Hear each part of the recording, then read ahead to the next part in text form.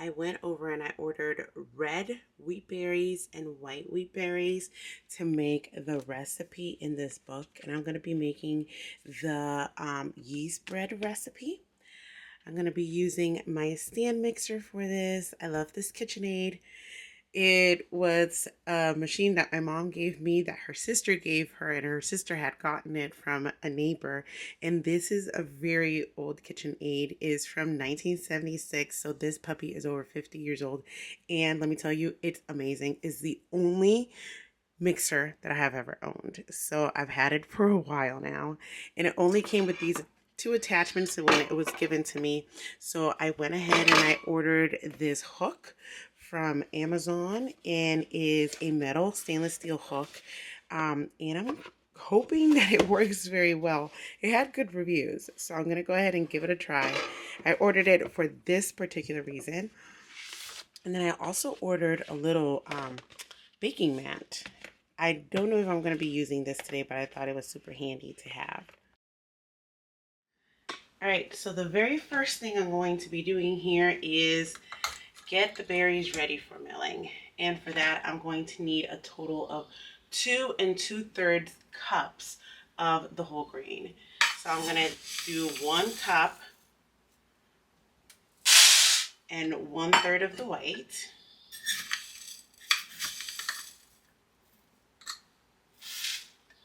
And then I'm going to do 1/3 and 1/3 of the red.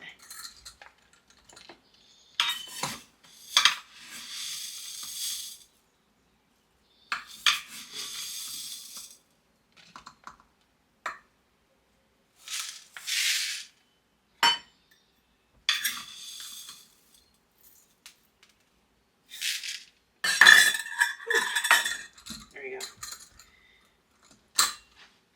There we got it. So the most labor intensive thing is going to be this. Now my husband had gotten this mill a while ago because before COVID, he was into milling my own gluten-free flour. So he would make me the mixes. One of my very first videos on YouTube was of me eating a pie my husband had made me with the flour he had milled on this mill, and I actually showcased this mill on my very first ever YouTube video.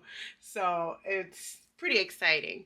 You know, I kind of took that one down just because I was a little, shy. So here we go, milling away. This is just how they used to do it back in the days. So, you know what I mean? It's a real experience. Plus I get a little bit of muscle over here.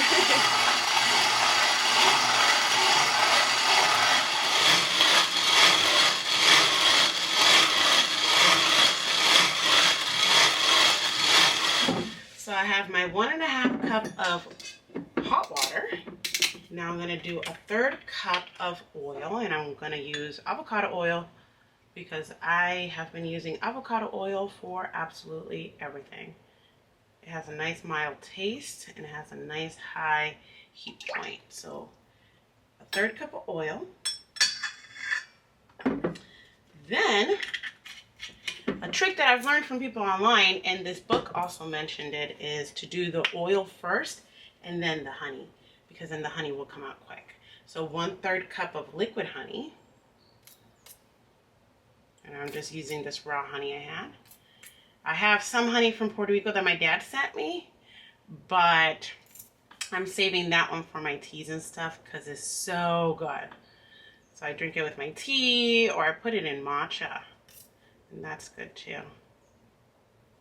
Okay, 1/3 cup of liquid honey. This seems like a lot of honey, but okay. 1/3 cup of liquid honey right here. Look at that goodness. Look at that goodness. And it really does work. The oil does let it come out quick. It says to add 2 teaspoons of salt. 2 teaspoons? Yep, 2 teaspoons of salt.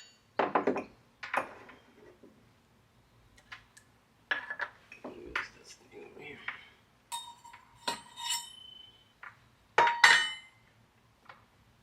One. 2. We're just going to combine.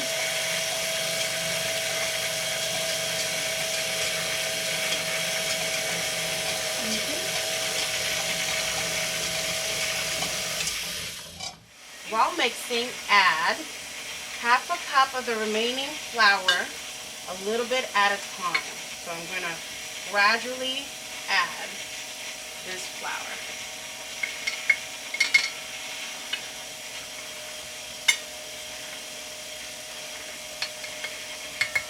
I start to smell it.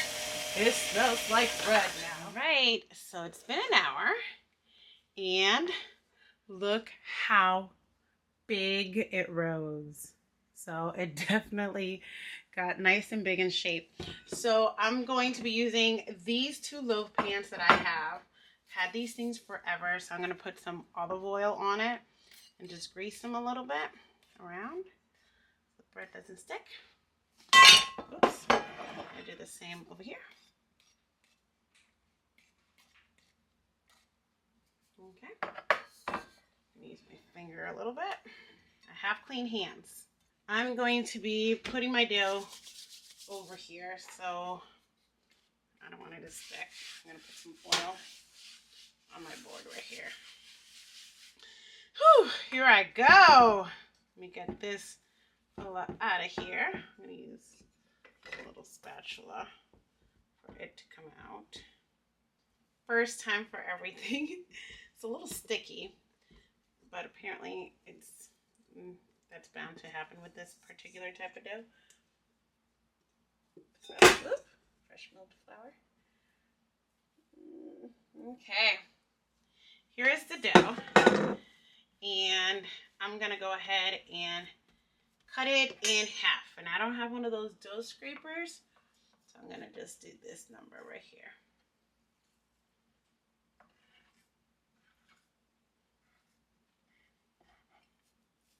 There. That looks pretty even. I don't know. Okay, so pretty much what I'm gonna do is I'm going to stretch it out like this, and then I'm gonna try to make this into a loaf. So let me see if I can do this right. I'm gonna put this one here, this one here, this one here, this one here, and then just roll it. Oh my gosh, I'm so impressed. I was able to do this on the first try. Look how beautiful it looks. Okay. It's my loaf of bread. I know, it's so exciting. Okay, I don't have a little scraper. And I'm going to put it right here. OMG. Oh, I did it. I put it right here. Oh my gosh.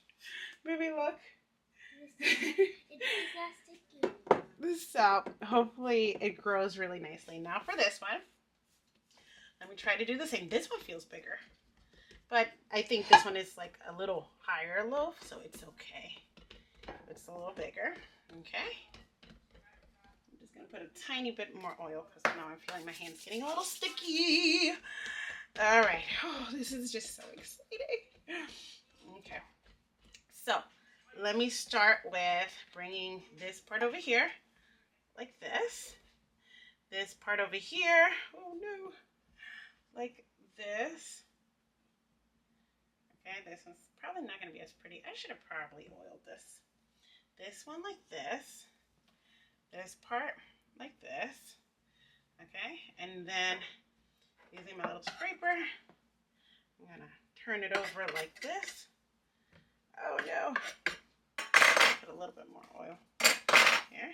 Okay, let me try this again. Thing is, I want it to look like a nice little roll. This one is not as pretty as my other one. It's okay. I'm gonna have to get one of those dough scraper things because right now I'm just using a spatula.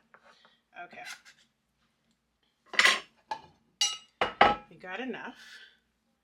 I'm just gonna put it in like that. Perfect. Okay. Check this out. So this one came out super nice. My first one actually came out, I think, much nicer looking than this one, but it's okay. So now I'm going to put them here. I'm going to cover them up, and I'm going to let these guys rise. I think it's for, I need to check the book, think it might be for like 30 minutes. I'm going to place this here to bake. Let's see how they turn out. I'm hopeful. I'm hopeful that they're going to turn out great. Let's hope. Wait, it wasn't even cooked? I'm going to take a picture for Dad. Wait, it wasn't even cooked? No. I gotta cook now. Here are my 2 bread loaves. I am definitely super proud of my very first one because it came out so like perfect looking, almost like I've done this before, and I haven't. This is my very first time. So this one I took out exactly at, I think it was 25 minutes, but this one needed a little bit longer to cook to register to the 190 degrees. So I let this one cook for about 2 more minutes. So now I'm just going to go with my spatula and just separate a little bit over here. I'm going to let these cool on the actual pan for a little bit before taking them out.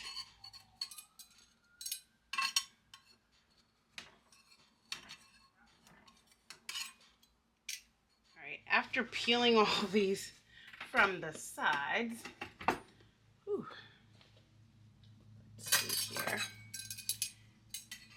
My beautiful bread loaves. Ooh, I'm so excited. This is just like such a monumental moment. I'm just like over the moon. So in the book it says to kind of tilt them to the side instead of flat down. So we're just gonna let it be there and see how that comes out. So everybody is super excited about this bread and the kids are just like waiting for it. So they say they don't care it's not cooled off the way. They still want to give it a try. So I'm gonna do this one first and then the other nice one, I'm gonna let it cool off completely. So let's cut into it. Look how soft and bouncy it is. It's like bouncy and light and wow. All right. And it cuts beautifully. Let's see. Oh, look at it. Bouncy. It's soft in the middle. Oh, it smells so good. Okay, so let me cut one for Mamie. And one for Noah. Again, not fully cooled off yet, but they're just too excited. And one for Dad.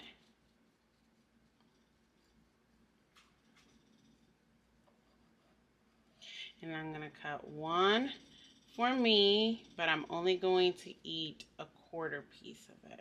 Okay? So just to show you guys. Ooh, it's still very hot in the inside. Wow. Just to show you guys how beautiful this is. Okay. You got your piece? Yeah. All right. Are you going to try it out with, I'm going to put this back in here. Sacrificial piece. Okay, so the bread is getting raging reviews by the family. They absolutely love this bread. Now, I am going to try a quarter of a slice of bread. I haven't had gluten in a very long time because of my gluten sensitivity. So like it's been like 12 years, unless it accidentally gets consumed. And I know when that happens because I have bathroom issues. So I've been classified as having a non-celiac gluten intolerance, which started after I gave birth to my son. So I haven't had a slice of real bread.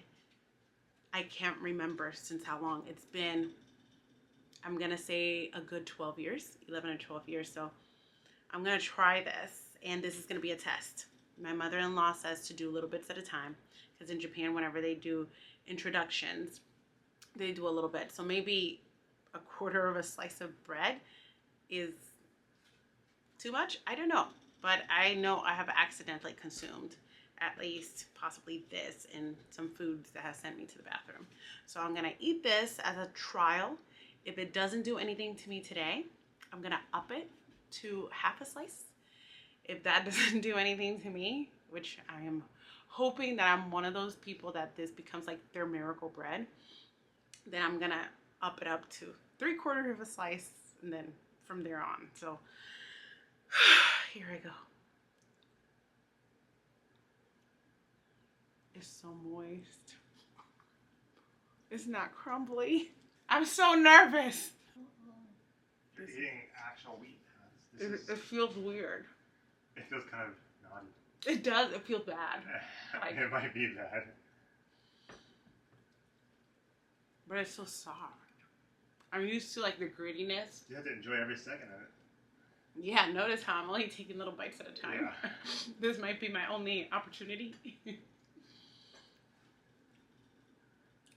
Yeah, you can taste kind of like the grain in it. It's good. The flakiness. You know, it's amazing, isn't it? Mm-hmm. With the grain. The thing is, I spent so much time making this today and milling the dang flour that I have to try it. After all that work, after all that labor, I have no other choice than to try it. Because nobody else is going to eat it and say how good it is and me not have an opportunity. We'll see.